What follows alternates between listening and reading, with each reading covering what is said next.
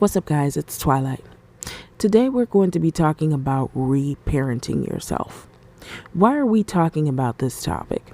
This topic is really important, and I think it's really pervasive, especially within the Black community or anyone that comes from a lower socioeconomic status. Many people grow up in a survival mentality. They grow up through poverty and they learn specific skill sets that will help them survive out in the streets or in very high intense, volatile, and or traumatic situations. And their subconscious mind is just primed for constant chaos and drama. And this is important because we have so many adults walking around raising children who have not properly processed their own traumas from their childhood. I'm going to say that again. They're walking around raising children and they have not properly processed their own traumas from their childhood. This is problematic because parents who have not processed their own traumas during their childhood, I can guarantee you they can't really show up for their children in a meaningful way. It's a domino effect, okay? And these things are things that people are very uncomfortable talking about. But at the end of the day, when we talk about these children, we have to put our own ego narratives to the side in order to be able to do what's right for the children. So ultimately, that's my purpose in creating this video today. So I wanted to talk about how a lot of these parents who have not properly processed their traumas from their childhood can't really show up for their children. And it's a reason for that. A lot of times their parents weren't able to show up for them. So again, another trickle down effect, another cause and effect. So we're not blaming our parents and we're not shaming our parents, but we are recognizing the foundation that we come from and how that foundation could have not given us everything we needed. And as an adult, we're like, okay, we're adults. We're supposed to figure it out. But how do you know what you're missing? How do you know that? And the reason why we can tell that something is missing is because we may not be able to sustain healthy relationships. We may not be able to sustain healthy employment. We may not be able to create relationships that aren't codependent. Many people have codependent, unhealthy, toxic relationships. And this is because something internally needs to be healed within them. Okay? Now, in the world of therapy, there are two types of ways that trauma can affect you. Now, someone can be triggered by their traumas and act out, react, and engage in self-destructive or destructive behaviors and cause problems. So they're acting out based on their triggers. Then there are people with chemical imbalances, whereby those people need to be diagnosed by a professional. And then that professional will have behavior therapy to help them to work through it and manage their life properly. Okay? So those type of people are ones that actually need to speak with a therapist, speak with a psychologist. But if you're one that's just triggered through your traumas, through intense shadow work, accountability, and self-love, you'll find yourself being able to improve, So those are the two differences that lead to other diagnoses. That being said, when we talk about this reparenting thing, the one thing I want Black folks to understand is it's not really speaking negative about your parents. There are a lot of systematic things in place that have affected us for generations.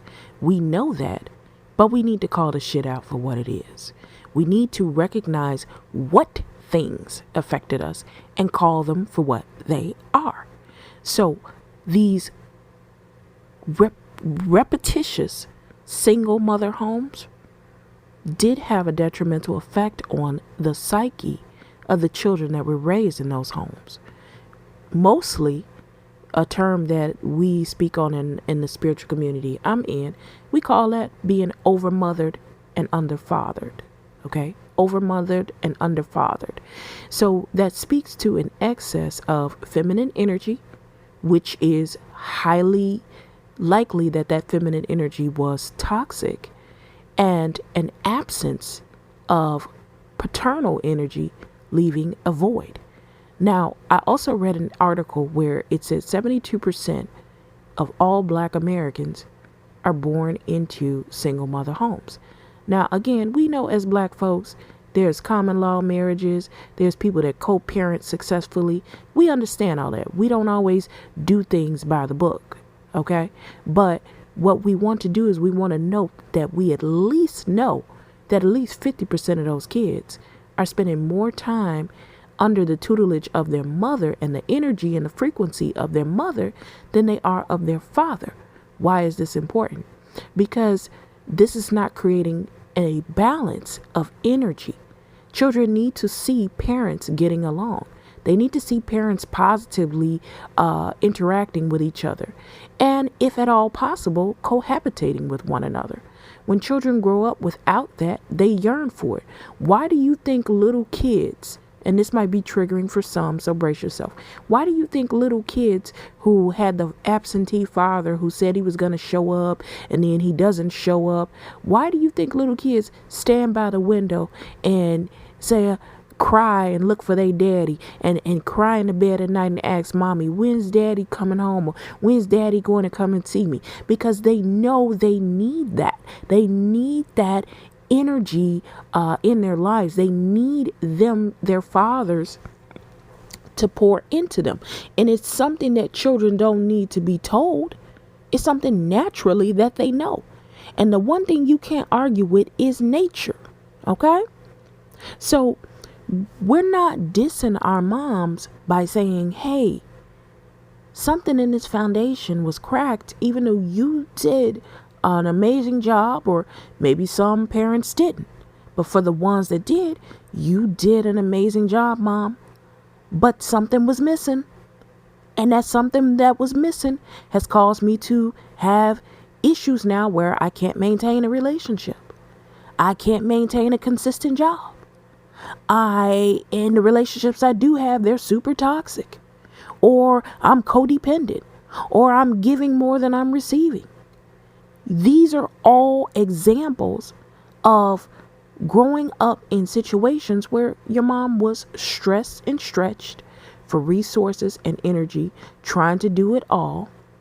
And you didn't have a cohesive, positive, paternal connection with your father consistently. Okay?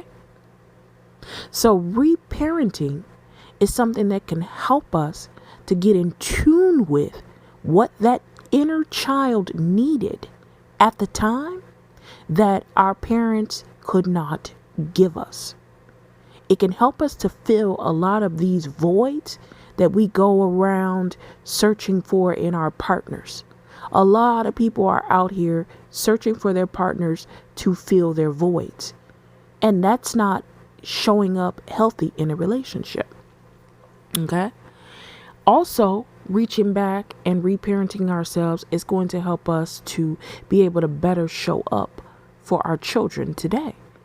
Because adults who are emotionally stunted in some way can't fully show up for their children, nor can they fully show up in a relationship. They don't know how. And this is an opportunity to, if you are not dealing with truly chemical imbalances, to take some time out to maybe think about how you can recover parts of yourself that you may have lost or may have lost touch with when you were a child because you were hurt or bruised or neglected or abused in the absence of having fervent leadership from both parents. Okay? So, my reparenting technique is fairly simple. You have to get into a meditative state where you are relaxed. Okay? So you want to breathe in from your diaphragm and breathe out like a balloon. You want to do that for 5 counts. So if you need to, pause the video and get into that space where you are just relaxed. Now, the step 2 is you need to see the child, your child self. And you need to tune into times where you may have felt hurt or really super confused by what was happening to you at the time. Okay? Now, this may be difficult for some, but you're going to be uncomfortable because you're going to be reliving the emotional space that you were in when you were a child. So think about a time that this happened to you during your childhood. Now, what may happen is you may have to do this more than once because you may have more than one incident where you need to reparent yourself. But take your time, get into a safe state of mind, know that you're in a safe place, and relive those emotions. Okay? So, for example, if little Timmy was hurt by dad not coming to pick him up, and dad seems to always, be inconsistent, and little Timmy is feeling a plethora of emotions. Mom's trying to pretend like everything's all good and she doesn't care and you don't need that food no way, and I'm your mama and your daddy, telling you something like that because she thinks that's the right thing to say. I'm just giving an example. And you're sitting there trying to process all these big emotions. My mom is my mom and my dad. My dad's not here. What the hell's going on? He's not showing up for me. He doesn't love me. I'm not good enough. He doesn't want to be my father. It must be something wrong that I did. There's many things that children think that are absolutely not true because they don't see adults as human and flawed. They just see them as adults that should want to take care of them, and especially if they're their parents. So Timmy's trying to process all these big emotions. He's not being given the proper skills. His mom is trying to pretend to be tough. And, this is the coping skill that Timmy is learning. Be tough. Whenever something makes you feel vulnerable or hurt, be tough. Act like you don't care. Compartmentalize. Detach from it. And little Timmy grows up an emotionally unavailable man who can't show up for his kids, who can't show up for his wife, who can't really be there and be present with them because this requires vulnerability and he doesn't have access to that part of himself. Okay? So now the reparenting part is you want to imagine your adult self as you are now, walking in and saying the things to little Timmy that you would want your dad to say to you. Now, I don't know what those things are because this is just me giving you an example and it is what you need. Only you know what you needed at that time. But say those words to yourself now. You may want to pause the video if you need to. After you have said those words to yourself, you want to hug him. You want to tell him he's loved. You want to tell him he's worthy and that you will always be there for him. And you are literally healing your inner child. You may feel compelled to cry. You may feel compelled to look at this and go, man, whatever. You may feel a lot of different things. But I promise you, if you do this more than once, you're going to find yourself being able to work through a shit ton of emotional challenges that you may have tried to forget about in your adulthood, but they seem to keep showing up as deterrents in your partnerships, your relationships, and the things that you need to do in order to be stable, healthy, secure, and successful. Okay? So that's one aspect of the reparenting.